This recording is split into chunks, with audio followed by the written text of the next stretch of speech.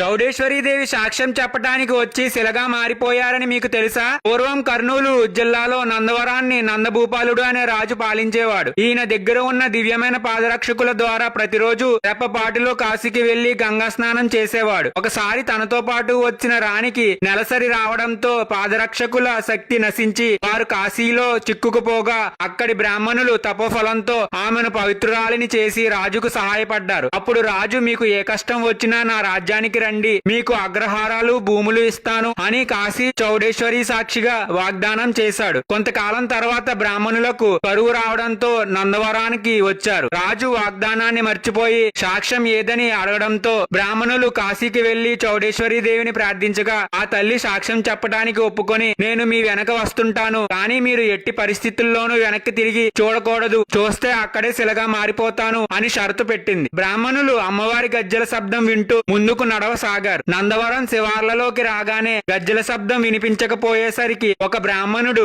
ఆందోళనతో వెనక్కి తిరిగి చూడగా అమ్మవారు అక్కడే శిలగా వెలిశారు. ఆ విగ్రహాన్నే నేటికి చౌడేశ్వరి దేవిగా పూజిస్తున్నారు. ఫ్రెండ్స్, జై చౌడేశ్వరి దేవి అని కామెంట్ చేయండి.